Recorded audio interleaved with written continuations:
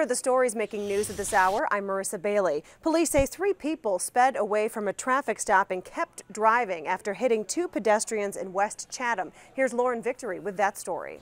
The driver and 2 passengers in that speeding car are in custody. I just spoke with police. They say charges are still pending. This morning, we learned more about the victim. Her name is Julia Calloway, and she died from her injuries at the University of Chicago Hospital last night. She was 3 minutes from her home on her way to pick up her granddaughter from daycare. Calloway was crossing the street on 79th and Lafayette when this gray Nissan Altima, seen on surveillance video, came screaming off the Dan Ryan. Chicago police suspected the vehicle was involved in drug activity and initially tried to stop it a few blocks away, but the Altima sped off. After hitting Calloway and another pedestrian, the driver struck an Uber with a child inside and a Chevy Tahoe. The suspects bailed and tried to run, but police caught up with them. Calloway's husband of 17 years saw the crime scene, but only realized the victim could be his wife when the daycare called and said she never arrived.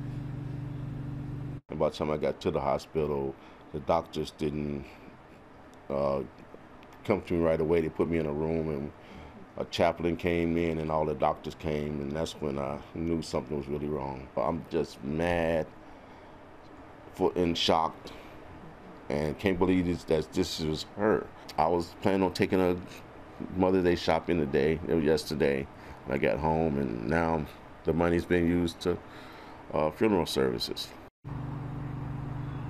Police confirmed they attempted to pursue the suspect's car, then put out a vehicle description once the driver started speeding recklessly. Another officer then picked up the Altima. Investigators say this, quote, simple traffic stop will be under review per protocol, also telling CBS 2 there aren't any, quote, glaring policy violations. Now, police say they did find drugs in the suspect's vehicle after all. That car, by the way, was a rental. It's still unclear if those suspects were even allowed to be driving it in the first place.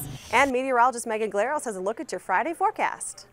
Hi everyone, it's almost the weekend, but not the best forecast out there. A little chilly. We've got temperatures likely to be in the 50s today, the 50s tomorrow, with some scattered showers off and on both days. A little bit warmer on Mother's Day, back up into the mid, even upper 60s.